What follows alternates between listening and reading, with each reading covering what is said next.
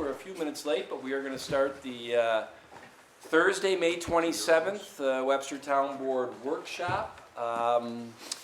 And tonight, we actually have only one topic, and it's emeritus of being the only topic. And this is the big rollout of what I hope is going to be a very impressive project over the next couple of years down on Sandbar Park. And we have representatives here tonight from Passero Associates. And I always say, Mark, is it Bayer Associates? It's Bayer Landscape Architecture. Bayer Landscape Architecture. Right. So I'm going to hand the baton over to Mark Bayer and the crew from Passero as they are going to do a presentation of at least where we're at currently in the designs and things going on Sandbar Park. Thank you, Tom. I'm going to just pop up here and kind of introduce what we're going to do tonight. So I am Mark Bayer. I'm the principal of Bayer Landscape Architecture. Really excited about being here tonight. I've been before this group a couple of times, and I keep saying it, but this is a jewel of a project, and I think we're even more excited as we've been able to develop a full model a digital model of the park, and you'll be able to see tonight and really kind of feel the experience out there. And so thank you very much for having us at your workshop to kind of bring you up to date and talk about both the park and the READY projects. I have with me tonight Josh Raymore from our firm on the left, Pete Wayner and David Cox, and Dustin Welch is in the audience, and Matt Chatfield is helping us out here too. So we've been working really hard with the town's team, Supervisor Flaherty, Chris Bilo, Barry Dean has been instrumental throughout this long process. Mary Harrington has recently joined us, and Josh Artuso, and of course Matt Chatfield has been part of the whole process. So tonight our goal is to give you a brief summary of the project. And what I wanted to tell you is we have, Tom may have mentioned briefly, but we have 4 planned open house events. We have an event on June 2nd, June 8th, June 10th. Those will be at the Rec Center. And then we have a special one at the Farmers Market on June 12th. So the goal, and again, working with the committee from the town, is to give multiple opportunities for people to come, see the display boards, talk over the project with all of the representatives of the team, and really understand the project in every sense. So the slides you're going to see tonight basically represent all of the boards that we will have at the public meeting, so everybody will see these. And so what I wanted to do tonight, the presentation is going to include a brief summary of the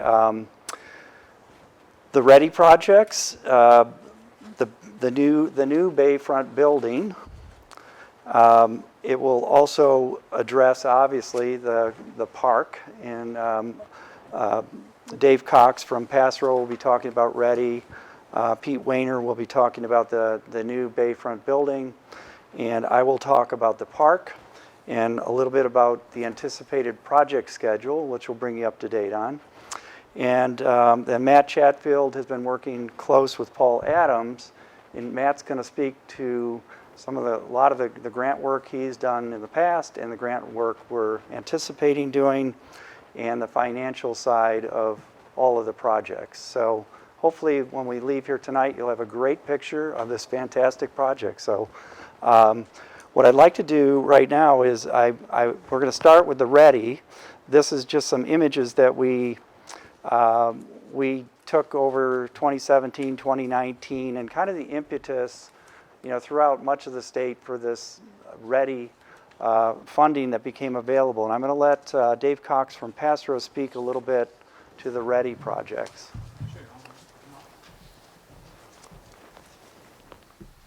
Good evening, Dave Cox, Passero Associates, civil engineer. I get to talk about the more boring stuff, but it's definitely important as well.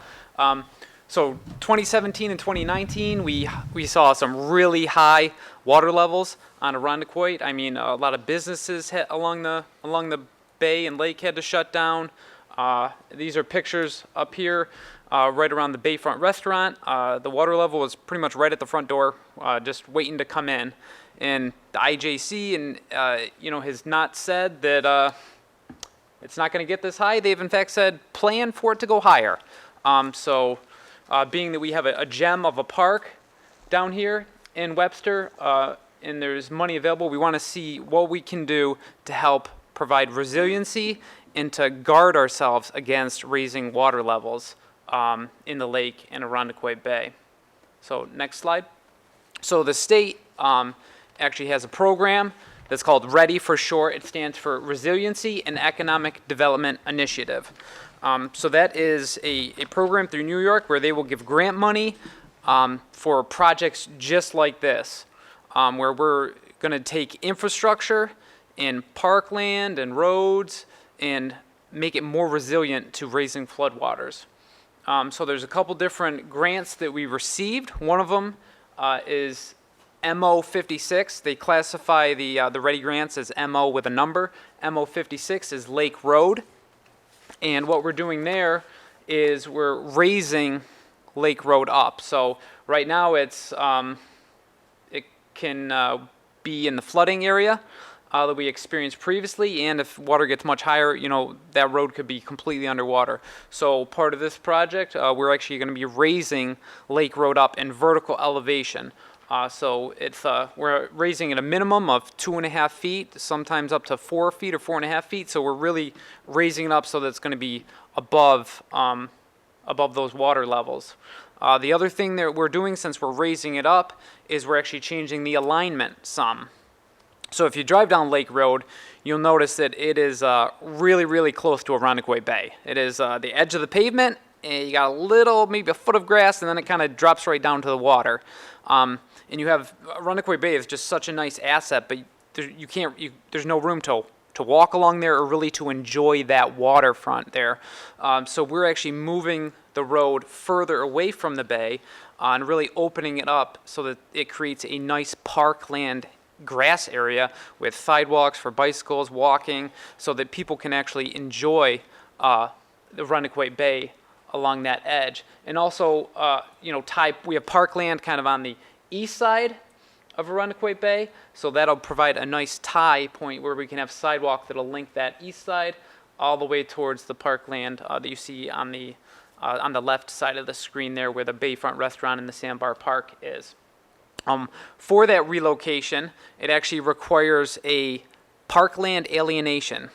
Since we're taking the road and moving it onto part of an area that is a park, so we can create parkland on the opposite side. So we actually have a net increase in parkland, which is fantastic. But still, whenever you are taking parkland away, even if you're giving more back, it still requires a parkland alienation, which is a literal act of Congress, where we're working right now to have all the documentation and the legislature go before the Senate and the Assembly to pass approval to actually have the parkland alienation. So we're in the middle of that process. And then moving on, the next two is MO 59 and MO 78, and that is for flood wall protection. So right in front of where the Bayfront restaurant is along Irondequoit Bay, we're actually going to be putting in a flood wall to combat the raising waters, and we're actually going to be, where the Bayfront is currently, we're going to be raising that up around 4 to 4.5 feet. So we won't have water knocking at the door of that new building there, wanting to come in. And then the MO 78 part is there's an existing pump station that's owned by Monroe County there, and we're putting a flood wall around that to also protect that sanitary sewer pump station from rising waters. Next slide here. So this slide really kind of helps to demonstrate what we're doing. The slide on the top shows kind of a cross section through the Bayfront restaurant that shows the existing condition, and then that red hatched area that you can see that is how much we're actually filling. So that red is all the fill we're going to bring in to raise up that area. And as you can see, we're filling all around the bayfront. So if we were to leave it there, it would be a complete bathtub, which obviously would not work to have restaurant 4 feet in a hole. So it doesn't work for that. So the building needs to come down and a new structure needs to get put up. So then that bottom slide shows kind of the proposed, where elevation is all raised up. The building's up higher, the flood wall's there, and the road is raised. There's also an existing dock there at the bayfront that is very narrow, very rickety and leaning, and it's not too friendly for public access. You feel a little weird walking on it, like you're going to fall in. So that dock, as part of this project, will also be replaced with a much wider, flatter dock system that will be much more public friendly. So that'll be a nice asset for people down there in the park to be able to use that dock and feel more safe on it. I think that wraps up everything I wanted to touch on. Next slide. And then I will hand it over to Peter Wayner, king architect of Passero. He's one of the best. He's been in the game a long time, and he can talk about what he thinks. Talk to my wife if you want to talk about King. Yeah, hi, thank you very much. Pete Wayner, Passero Associates. So like David said, that the unfortunate casualty of the Ready project is replacement of the Bayfront building. And the Bayfront building is very possible to be replaced. So what we've been doing, we've been working with really a committee of engaged citizens and thought leaders here in the town of Webster talking about this project for quite a bit of time. And we've been talking about that building and what could be possibly used for that building for quite a while. So there's a couple of scenarios that came through, which I'll get to in just a few minutes. But the Bayfront, as David said, for a lot of reasons, has to come down. It is a building on public parkland. That building, probably doesn't meet many codes as it would be for current codes, especially for use as a restaurant. But all of those things can be replaced under the scenario that we're looking at. One of the initial scenarios that we looked at was perhaps a dual function building, which really fell away as a possibility. The amount of square footage that this site, building square footage that this site supports, is not something that we could go to with the amount of parking that we have to something that's even double the square footage of what the current building is. So we started to look at what can we do on that site, and the existing building there is 1,600 square feet, pretty much exactly. They have an 800 square foot storage barn up above. If you look at a square that would be put around the Bayfront building from its outer edges, that's exactly 2,400 square feet. So right now what we're looking at is replacing that 1,600 square foot plus the 800 square foot with a 2,400 square foot building in the current exact location of where the Bayfront is. We still are maintaining the dedicated parking, which we'll probably talk to a little bit more, to the west from about 23 parking stalls and 43 parking stalls, sorry. And then we're going to be looking at what can that building be done. So the town has conceptualized engaging in another group of the same group that we had or a different group to start to look at what could be possibly done with that building. We definitely know and feel from everything we've been working on that there needs to be a structure on site. We need the physical functions of bathrooms, which we can have on the north side and the south side, really functionally are needed in the north and south side. You have a significant amount of square footage over there, or uses over there that we feel are be supported by a building. And how can that building be purposed? So we feel that there's a scenario where a shell could be built and then the concept would be sought for who would be the user of that. And there's two possible users. There's a commercial use or there's a public park use or municipal lodge use. And I think the highest and best use is something that the people of the town of Webster need to determine, or that Empower Group, and they're going to be going out for an RFP process to try to look at how and what could be used for that building. So there would be a shell built, and this is the type of use that is done commonly in Parkland, even at Letchworth. I think that Glen, I always get them wrong, Edith or Iris, is used the same way. It's a park building that has a commercial use inside. So that is like a possible scenario. So a bayfront user could come back in and function as a commercial use. If that deal is not advantageous to the town, it could be used as a municipal lodge. Next slide, please. So we've always been looking at imagery, and I think if you were part of the early process, we looked at what types of buildings will look, appropriate out there. We're coming up with a building that has a very maritime look. We feel like it might have like that widow's walk at the top, a metal roof, some kind of a building that would have a durable shell, including cement siding, elements of stone. And this is just the way, we kind of conceptualized the building, and it's certainly being customized when a user comes along as far as the use goes. So, but this is the size and shape of a building that we think would look appropriate in that location. This functions really well with the hardscape around it, where people can interact inside and outside. If this is a municipal lodge building, it can certainly be used 4 seasons, where ice fishing and events on the frozen bay are something that could be used during the winter. Envision it, much like the new lodge building that was built in Webster Park, where we would have, if it was a lodge building, would have small amount of functions for people that bring in food or serve food, as well as the possibility of a concession stand in addition to a lodge function, or it would be a private commercial endeavor that would have obviously whatever the commercial endeavor was serving. So there's a couple of ideas for that, and that's our conceptualization of where we're at right now. But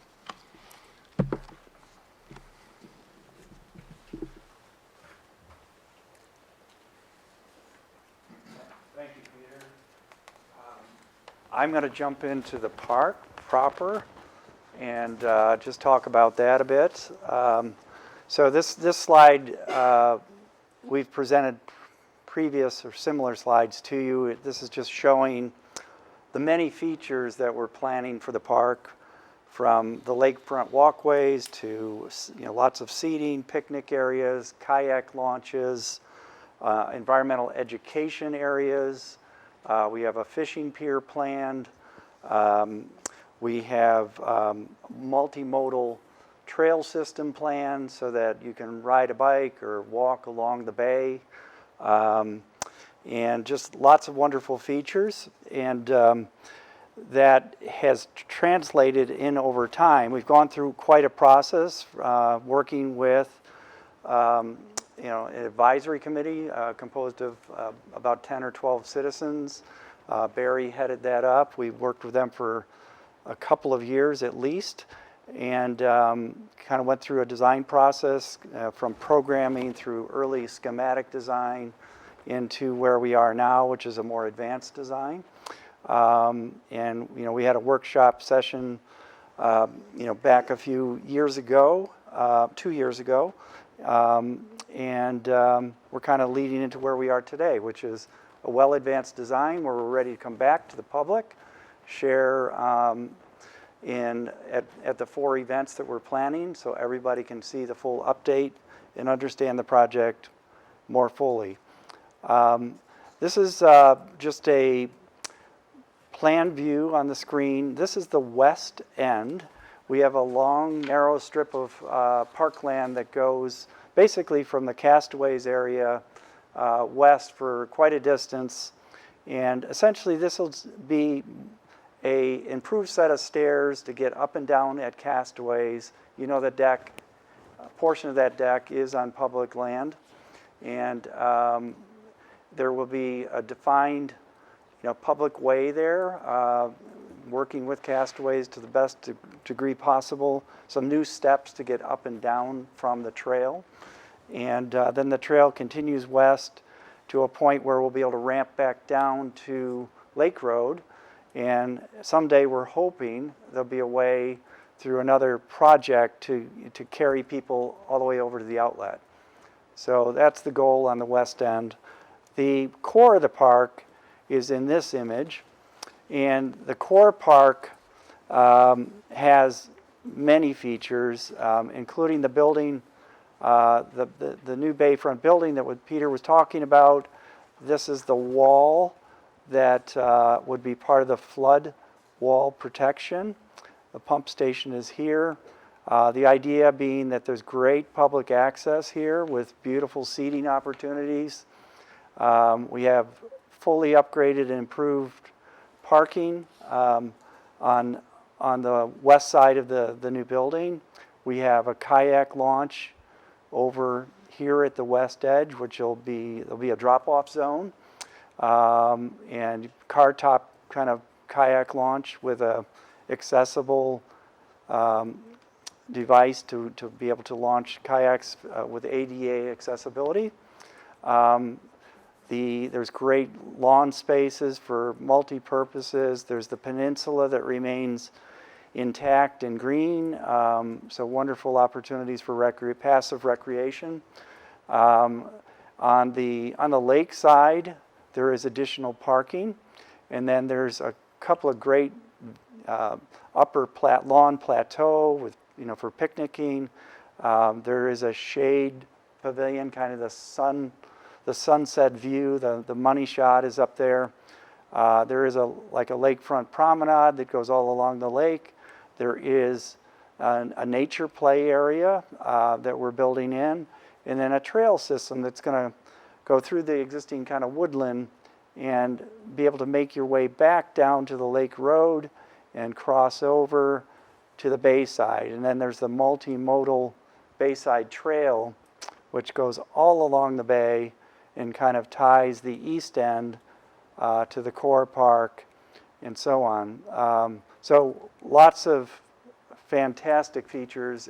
It's shaping up to be a really, really special place. I think residents and folks from outside are going to be, I think, drawn to this park.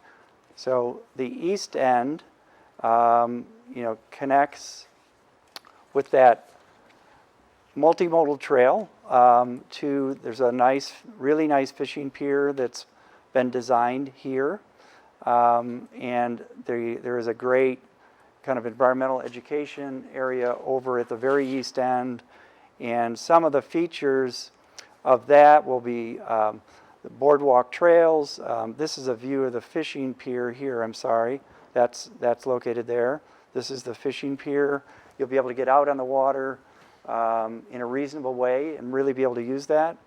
As part of the environmental education area, there is another kind of platform at the very east end of the bay where it's got a phenomenal view down the lake. There'll be another accessible kayak put in there, and great spot for outdoor classrooms, gatherings, and the ability to access water via kayak, and then a trail system that goes back in among the kind of geological landforms that are pretty special down here. If you've never been in there, it's just outstanding glacial forms, some beautiful sights and views in there.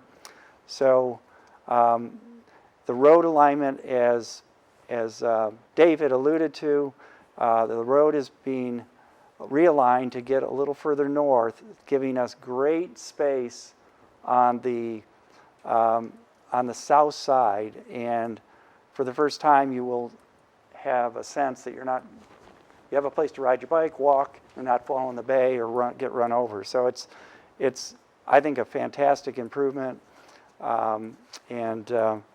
These are just this slide shows kind of the existing condition where the road is right there at the bay, and the proposed condition where the road slides north, and we have plenty of right-of-way with the county there, and we're capturing all this green space here and doing a wonderful broad multimodal pathway for biking and walking, and for the first time, I think, be able to fully enjoy that great edge of the bay. So that's what these are doing. We developed some, as I told you, we built a digital model of the park, and we're sharing with you some imagery from that. The upper left here is the environmental education area. Looking out at it, the platform and kayak access are over here. There's a boardwalk that'll take you right off that multimodal trail over into the environmental education zone, and through a portion of the Cattail Marsh. This is another view looking the other direction along that multimodal path. You notice the great green space separation to the road. Crossing, it'll get you over to the woodland trail that goes up to the lakeside upper plateau area and natural play area. This view is kind of that upper plateau area and kind of the fantastic scene that you will have with the walkways and promenades. There's a shade structure over in this vicinity. There's sitting areas. So all kinds of great sunset views or daytime views. This last corner slide here is over by the new Bayfront building, where there'll still be, no matter what scenario, there'll be opportunities for outdoor seating along the bay. Great public space over there as well. This is just giving you a glimpse of aerial perspective of the overall park. You can see the improved, docking system, the great kind of peninsula open space that projects out into the lake, which will remain, of course. Series of walkways, the proposed new Bayfront building, parking areas, crossing over. There will be a restaurant facility on the north side right here, and then the pathway system and so on that's up along the lake. So very exciting, I think, vision that will create a destination for this town. I firmly believe that. That's where we are.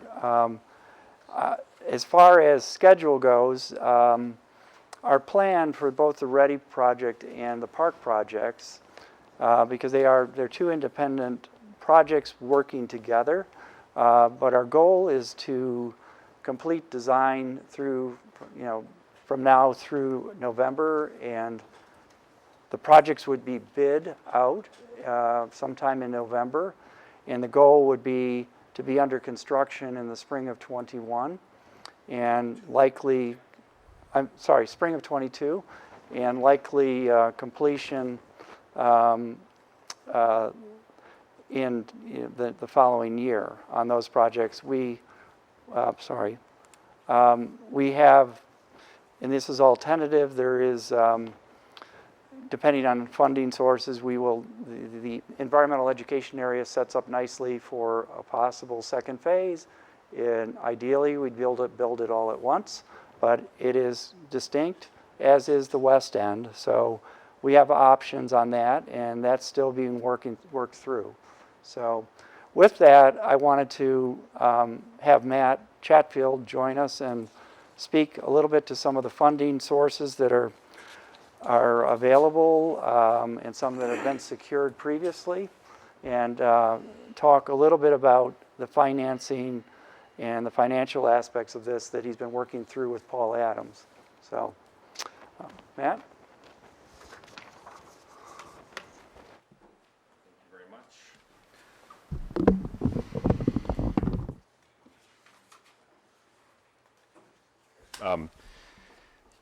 Matt Chatfield, Webster Economic Development Alliance. Is it on? Sounds like it's on? Perfect. Okay, great. Can we go to the next slide? Do I have it here? Perfect. All right. Do you have this sheet in front of you? Okay, because it's difficult to read on the screen. I want to focus on this slide in the packet in front of you. I did hand something out, but I just want to speak to that briefly. I don't want to get people confused. So the project is obviously pretty capital intensive. We have ready projects totaling $2.4 million for the roadway, total construction. Of that $2.4 million, $1.4 million has already been secured. via grant funding that we secured in 2019 as part of the READY program. READY project MO 59 and 78, those would be the flood walls. We're targeting total of 1.162 million. Of those two projects, we actually have two separate grants that were awarded for those two components. The sheet that you have in front of you discusses one component, one award of 710,000, but there's an additional one. It just kind of fell off the slide by accident. There's another $250,000 that would go towards that. So that's a total of about 960,000 of the 1.162 million has already been secured for that project. And if we go to the town capital project, which is talking about the actual Bayfront building itself, the reconstruction of that building, the conceptual cost estimate, we're at about 60% now. I believe that is for a lodge facility that would include the shell and, of course, all the amenities and finishings within the building. Okay, so that's the proposed number, just so we can get a better understanding of order of magnitude of $1.364 million. So in addition, the town has already secured $200,000 from DASNY towards that effort. And that money was secured many, many years ago, and we've been kind of pushing those funds along. And then the actual capital project for the construction of the park itself, right now, absent the building, but for the park components, which are phases 1, 2, and 3, which would go the west side park core area, and then of course the environmental education component is a combined total of about $4.8 million. Okay, and to date, we have yet to secure money directly associated with those particular components. So the sheet that I have that I actually handed out to you describes the grants to date. We've secured about $2.7 million already of the projected $10.7 million project. So we're well on our way, and we haven't put a shovel in the ground yet. We're not even actually up to 90% design. I think we're at 65% design plans at this point. So we're actually in very good shape. The town is in the process of beginning to apply for additional funding through the New York State Consolidated Funding Application process. That funding window is an annual grant program or series of grant programs. There's about 30, well, maybe more closer to 15 separate grant programs by New York State agencies. We put in a single application for our project for numerous funding programs. And right now we have identified 2 funding programs, the local waterfront revitalization program and the Green Innovation Grant Program. Those are 2 separate programs, and we're targeting $2.5 million to $3 million request for those particular programs to help support the construction of the park. And with that would end up giving us a delta somewhere in the range of plus or minus 5 to 5.2 million, based on the overall cost estimates at 60% that we have today. So we're dialing it in. We have $2.7 million today secured, committed to the town of Webster to make this a reality. And we're going after an additional 2.5 to 2.7, maybe even $3 million. Those awards would be notified in December, which may impact our bidding timeline. You know, the bidding we had initially said may end up happening in November. We might push it off a month, because why not wait until we see if we have the funding available to us? And then at that point, we'd have a much better position, you know, as we head into construction in the intervening years. So was I able to describe that succinctly? Are there any questions regarding that component? I had a question, Matt, regarding the serial bond financing. One is 5.766 million, the other is 5.2 million. There's a discrepancy there. I'm just wondering. Correct. So there's 2 scenarios that were put forth. One, the top scenario is debt financing under the assumption that we will obtain $2.5 million in additional grant funds through the LWRP and GIGP programs that I just described. So that would be about 5.7 million. I'm going to try and go after a little more, but about 5.7 million in targeting about $270,000 in principal and interest payments annually, which is about $52,000 per million. which is actually really affordable money today. Typically, in the past, it's been 60 to 70,000 per million, and we're targeting at 52,000 per million, which is it's actually very affordable money. Absent the award of those grants, should the town consider and want to move forward with this project, we've already secured 2.7 million. We're ready to go. Absent those, the 2.5 million, the second scenario would be bonding of 7.7 million, right? Is that what the second scenario is? 8.2. It's very difficult for me to read what's on this screen. This one says 7. So those are the two scenarios, just so you understand. If we're unsuccessful in this year's grant round, in order to move the project forward, that's what we're envisioning. But the 2.7 million that we've secured today has timelines associated with it. And that is where the rubber meets the road. The ready funds that have been awarded to us, there is a timeline associated with their expenditure. There is no kicking the can down the road for 24, 48, months down the road. We just can't afford that. The money will end up getting pulled from us. So that money will need to be expended by 23. What do we know that? I don't know that exactly. Okay, but we do have a timeline associated with that funding, and it's not infinite.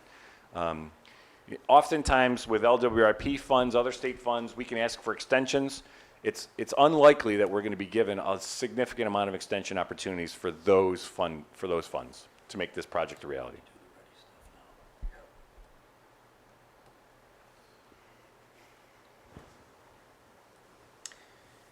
Matt, I would say, first of all, thank you to everybody who went through this presentation tonight.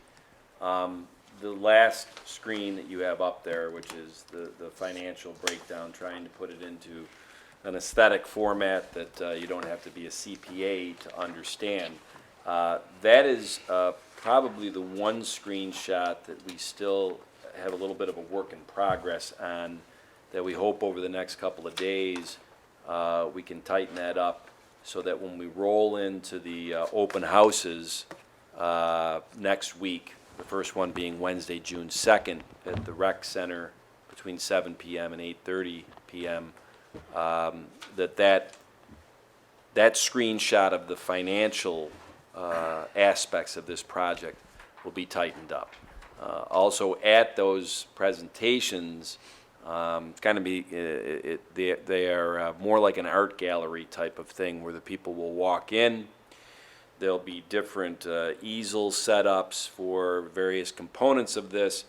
I would assume that the esteemed Mr. Paul Adams, our finance director, who unfortunately couldn't be with us tonight, might be the one that is moderating, standing next to that easel, so that as the public and the citizens ask questions about that, our finance director can answer them as earnestly as possible. So, it is interesting. Because this will be a fluid process, no pun intended, because where you're showing there some scenarios that have almost 50% of the project cost being granted. We're in the middle of trying to also figure out getting more grants. But, and Barry might be the best to attest to this. There's some of the work here that you think your second successor's department, we have Mr. Pat Stevens in the back at the Highway Department, that we might be able to do some of this work inside the town to Hopefully we will be reduce some able of to the reduce cost. some of the cost of this by using our own forces, Right. Yep. hopefully.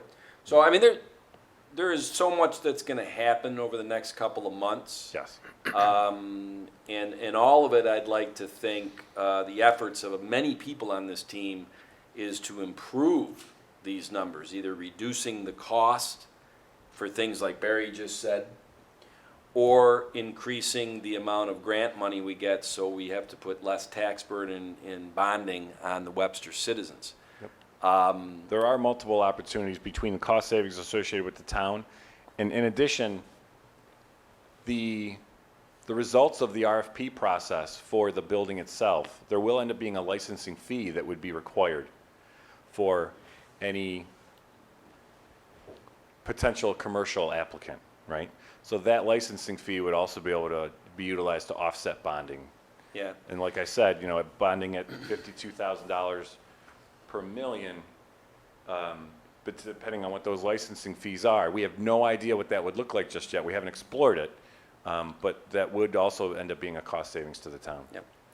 And, all right, I don't want to hog the microphone now, so I hope that people have questions or comments that somebody from the panel or from the town board can answer, or Mary is the town engineer, or whatever, is that, well, one thing I want to make sure is made known is that a couple years ago, when the advisory committee that Barry had chaired did a public presentation in this boardroom. Barry, I don't know if it was 18? 19. 19. Was it 19? And I've heard, and I don't want to, you know, the amount of people that came to that one open house presentation, how many people came? I'd say about 100, Barry. About 100. Yeah. There's 46,000 people in this community. We are bending over backwards to try to drive as many citizens to these open houses as possible. Very well thought out process by a team of probably about 15 people that have had their fingers on this to this date. We purposely made sure that these were on a Wednesday night to start out on a June 2nd, 7 to 8:30 p.m. at the rec center in a room there that is fabulous. Big, spread out, COVID friendly. We can set up the easels apart so people can hear themselves talking, can ask questions to the moderator of each easel. That's Wednesday, June 2nd. Then you got Tuesday, June 8th, same place, rec center. You got Thursday, June 10th. That means that over a 7 or 8 day period, we picked a Tuesday, Wednesday, Thursday night. There's young families that have sports. If we only had it one night, couldn't make it that night. So we've given a Tuesday, a Wednesday, a Thursday at the rec center, 7 to 8:30 at night. You'll walk out of there, it'll still be light out this time of year. And on Saturday morning, June 12th, at the Webster Plaza at the OB Farm Market, come and buy some different things and come to our tent and see it. It's my hope that literally 1,500 to 2,000 people plus come to these open houses. Now, many people have heard me say over the last 18 months, the town has a communication problem with its citizens. I'm not blaming anybody, I'm stating a fact. So if you're watching this or you're in the room, we have a 9 by 11 inch postcard that has been sent out that will hit every residence in the town of Webster on Friday, May 28th or Saturday, May 29th, that lets them know about these 4 open house presentations. I'm going to tell you this. This town board, probably going into August, September, October, is going to be tasked with some very serious things when it comes to this project. Bid processes for the construction of the thing. How much we got to go and bond our community to, $3, $4, $5 million. And the one thing I've learned in 18 months doing this job is that people will walk into this boardroom at that time, 8, 10 people, and they're going to probably say, don't do this. This is not a good plan. Don't do this. This is $5, $6 million. I've always worried that that's going to be the vocal minority. I want to hear the vocal majority. And that's why we put a premium on marketing, promoting these open houses, giving as many dates as possible. I want to hear from 2,000 citizens. Because what those citizens will do at those public meetings or open houses is the people that are moderating the easels. And by the way, I don't know if I've told the Pastor and Bayer crew, I got dibs on the building easel. Okay? And those nights that I'll be there, that's work. That's taking notes, hearing what the citizens have to say, hearing their ideas, hearing their questions. That's why if we can get 1,000, 1,500, 2,000 citizens, that may guide Bayer, Passero, the town board, Matt, on tweaks that we hadn't thought of. That's collaboration. That's government for the citizens. I applaud back in 19, you had 100 people in this room for one night. I'm not taking a shot at that effort. I want to hear from more than 100 citizens on a project that cost money. We'll try our best to minimize what it costs to the citizens, but that is going to be a jewel if it's pulled off for the next 50 plus years in this community. Where else does the town have waterfront, Mr. Chatfield? In Webster. On the lake of the bay? That's waterfront. Webster Park is a county park. This is ours. And it has a chance to be unbelievable. And we are going to try to go down this path the next couple of months, leaving no stone unturned. I will jump off my soapbox. I hope 3,000 people come to these events. Karen already knows, as soon as this meeting's over tonight, blast our social media, blast our website. My article in the Webster Herald next week will be about these open houses. Every communication mechanism we have available to ourselves at the town currently, we are going to utilize to drive as many people to those presentations as possible. Because that is going to help so much in guiding this board as we move into August, September, and October. Because Matt, and as you guys have said, for this to work, we probably need to be breaking ground on this thing in March or April of next year. So, there's the verbose Irishman. I'm not going to say anything else tonight. I'll let everybody else ask the panel and whatever questions or comments on this. One point of I clarification, one point of clarification, I misspoke about the building on the north side of the road. I mentioned accidentally restaurant, but it is restrooms, and I just want to be clear about that. Thank you, Mark. You had me nervous. Just a couple letters different. Yes.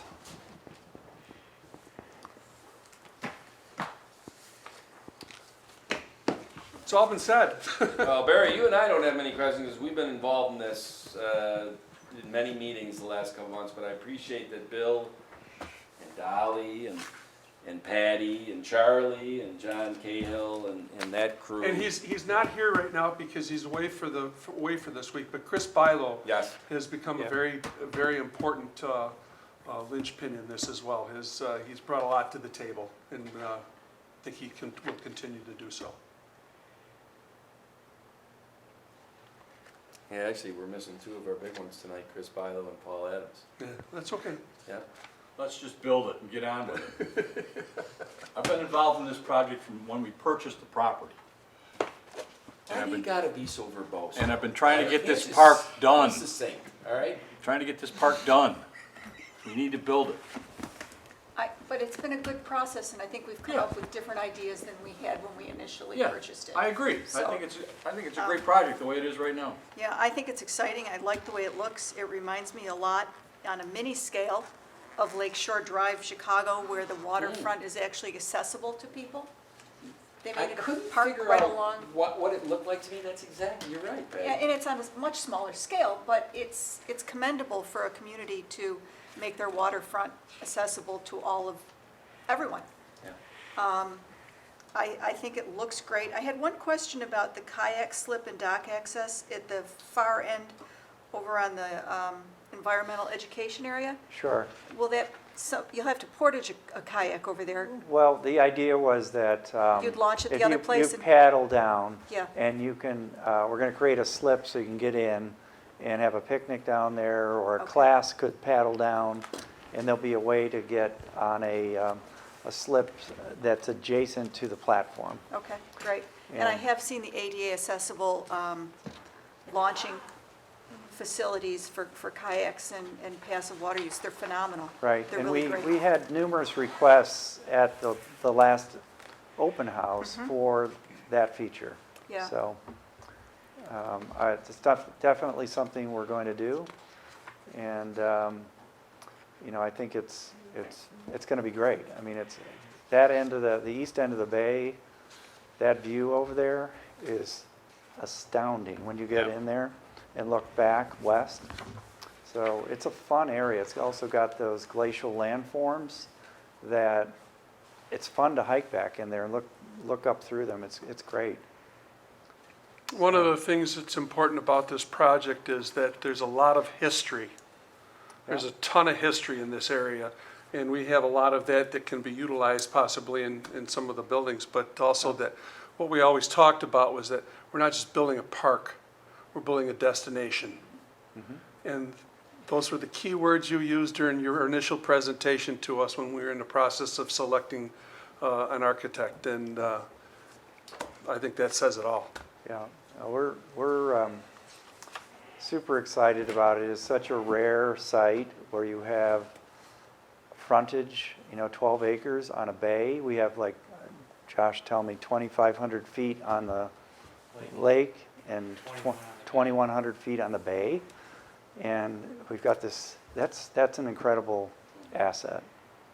And so exciting, definitely a destination, someplace I think the town of Webster is going to be very proud of in years to come.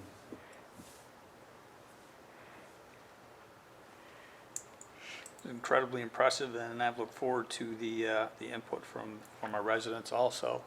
Also, obviously very interested in the additional grants that we can get. I'll be looking very forward to that because the cost that we can keep to the minimum for our residents is important. 100% would be really, really fantastic, Matt. I'll do my level. I know you will, sir. Matt, you know that we've talked, a $10 million project, we expect to get grants of $11 million. That's the goal. One thing, one of our other customers, I mean, the ARPA money, there's stormwater improvement money that you can be used for that. I don't know what you've dedicated that for, but stormwater improvement is something that this park is definitely doing. Oh, there you go.